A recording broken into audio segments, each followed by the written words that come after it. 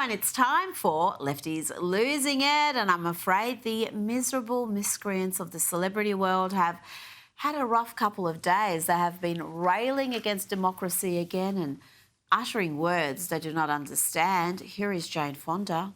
Our industry is ready to mobilize and to resist autocracy, to resist attacks on our fundamental freedoms. We're artists, we're creatives. Freedom of expression is essential to what we do. Many of our fathers and grandfathers fought wars to defend this right, and we can't just sit back and let this happen. And it's moving fast. This isn't a creeping totalitarianism. This is fast-moving consolidation of autocracy, and that means we have to move fast. You know what's not moving fast? Jane's face. Go easy with the fillers and the bobo lady. Good Lord, it's becoming difficult to tell her and Madonna apart these days. And of course, any celebrity spouting far-left nonsense is given a platform to spew that on CNN. He is amassing power in a way that will destroy our democracy. And so we're going to stand up. We want to move forward with love, with unity, with solidarity, and we want to encourage everybody else in all the other sectors of this country to do the same. You know, we don't want to be a pillar of support to this regime that's forming. You know, these people really do exist in a parallel universe. Do they think the Hollywood mindset is the majority? Do they have no respect for democracy and the fact that Donald Trump is in power because he won an election in a landslide, despite his opponent outspending him by a huge margin? Now to another dim-witted, hopelessly out-of-touch ageing celebrity who seems to think he speaks for the masses.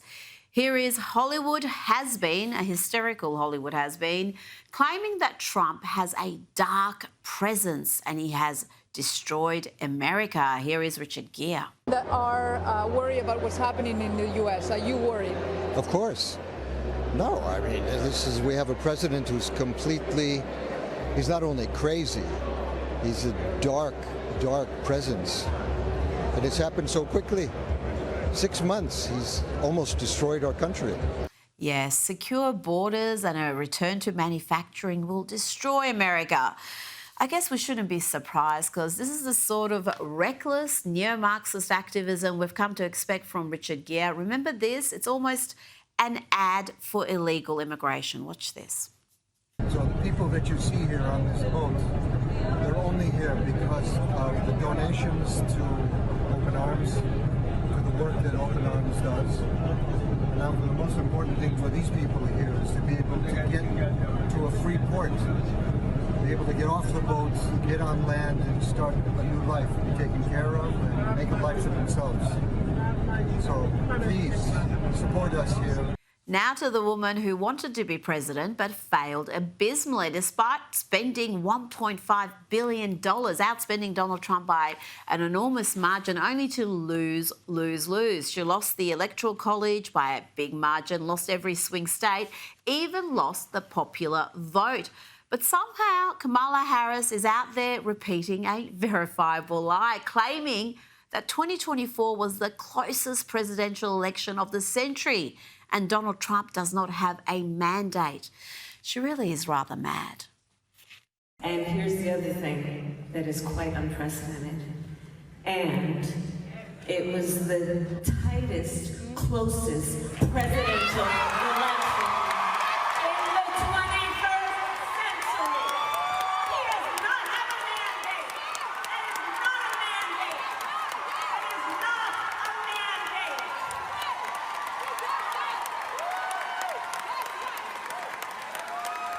Incredible. She knows that's a lie and she keeps repeating it because Kamala thinks lefties are too dumb to know any better, or she is genuinely that ignorant herself. Now, I know a lot of you had high hopes for the new Pope after the incessant leftist activism of his predecessor, but I tried to warn you, Pope Leo is cut from the same cloth. At a time when Christians are being persecuted and slaughtered from Africa to Asia to the Middle East, Pope Leo is blessing a block of ice in the name of climate justice.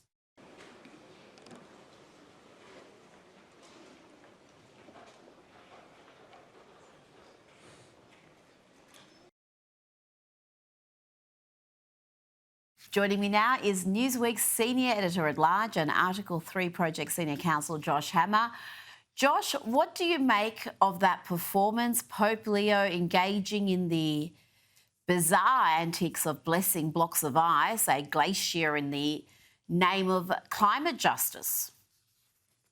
Yeah, it's really quite beyond parody on the one hand, Rita. On the other hand, this is sadly the kind of thing that we expect from many global leaders, including many liberal popes. I mean, it's the kind of thing that we certainly would have expected from Pope Francis. I mean, who was about as left-wing Marxist many as it gets. Unfortunately, I think many of us had higher expectations for Pope Leo. I mean, after all, he's the first American-born pope. He's from Chicago. Maybe he has some good old-fashioned American Midwestern sensibility, but unfortunately, either what we've seen thus far has not exactly been particularly inspiring, has it been? You know, I think the irony is that when you think about biblical religion, Judaism and Christianity, Protestantism, Catholicism, whatever it is here, you know, in a lot of ways, the entire purpose of the introduction of monotheism to the world was to do away with the paganism of old. But really, if you think about it, so-called climate change, the greenie radicalism, the global warming agenda, it's really just refashioned, repackaged paganism, because they're not actually worshiping the God in the heavens, are they? They're actually worshiping the earth, and they have all these weird rituals there, and you get expelled from being a member of good society for sinning, and you have to atone. It has all of the basic elements of a religion. It's kind of just the perverse inversion of the religion. Once upon a time, you would have expected, I don't know, the Pope. I mean, the Pope. You would expect the Pope to actually understand this, right? But unfortunately, that's not what this Pope is, apparently, and that makes me quite sad. Yeah, the religious zealotry of the Green movement is undeniable, and the way they treat their heretics is pretty clear to see as well. Now, Pope Leo was speaking at a climate conference where he said we must listen to the cry of the earth, but he also passed comment on US domestic politics. He said this, he said, someone who says that I'm against abortion but I'm in agreement with the inhuman treatment of immigrants in the United States, I don't know if that's pro-life. Josh, you're a man of faith. How do you respond to those comments? Yeah, I'm so sick of all of these ridiculous comments. You can't be pro-life if you don't agree with me on some totally unrelated stance. Rita, a few months ago at the Turning Point USA Student Action Summit in Tampa, I debated Dave Smith, a libertarian provocateur, and he tried this same thing with the audience there. He said, you can't be pro-life and simultaneously support Israel's war against Hamas and Gaza. He actually got booed for saying that at the conference, and that was to the crowd's great credit. So too, I would boo Pope Leo, if I saw him in person there. I would boo him to his face for saying this as well. These things have nothing to do with them. Literally nothing. By the way, I would actually counter, if you want to play this game, this is a very dumb game to play, but if you actually want to play this game, you want to go down the rabbit hole of saying that you're not pro-life, if you don't agree with my stance on immigration, I would challenge the Holy Father as saying the following. Is it pro-life to embolden and encourage the worst international human trafficking rings, the drug cartels, the Sinaloa cartel, El Jalisco, all the various cartels that are taking innocent women and children and young men as well, but often women and children, and gang raping them and using them as mules for coyotes and getting them across the border in horrific, inhumane fashion there? Where is the justice in that? Where is the Genesis 1:27, man and woman alike are made in the image of God? Where is that in that there? So, you know, frankly, Rita, I think it's actually more pro-life to support the nation state, to support borders there, because traditionally speaking, when nations exist in secure borders and crucially they respect each other's sovereignty in each other's borders, that is the recipe for human dignity, which is kind of the quintessential pro-life value. Josh, sticking with religious leaders playing politics, let's hear from Chicago priest Father Michael Felger attacking President Trump. The state of emergency is in America, not Chicago, and is birthed from this president and his administration. Dr. King said he could not raise his voice against the violence of the oppressed without having first spoken clearly to the greater purveyor of violence, his own country. And those are my words to you, Mr. Trump.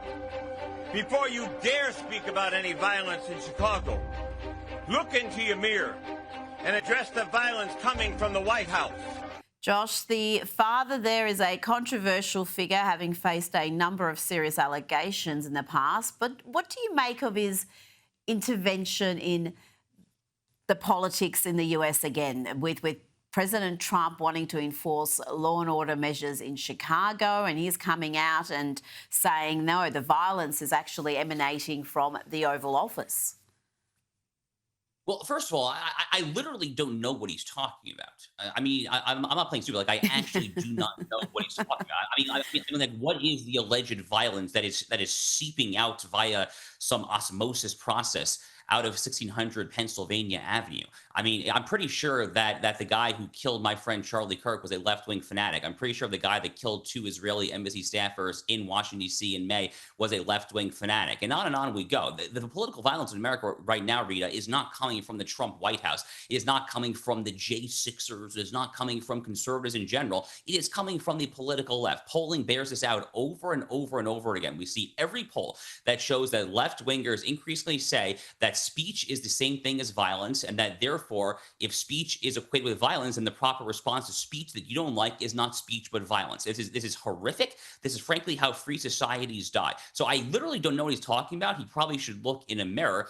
And I would also say, to kind of go back to the whole religious thing here, again, this is a priest. This is someone who I presume has read the Bible there. Well, he's in Chicago. Well, he should probably be familiar with the book of Jeremiah. Jeremiah chapter 29 famously exhorts individuals and says you should focus on the welfare of your own city, because there in your own city you shall find peace and you shall seek welfare. It's kind of a federalist kind of exhortation, if you will. It is urging people to focus on your locality, on your own city there.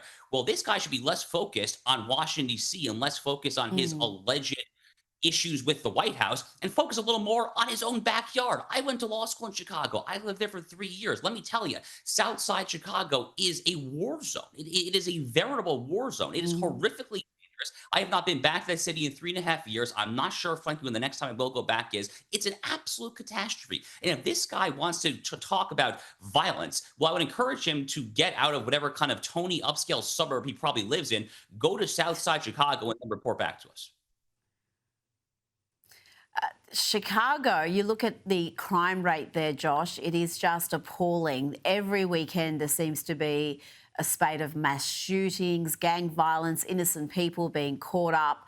And for a priest to be grandstanding on an anti-Trump agenda, it just seems like he likes the cameras there a little bit too much.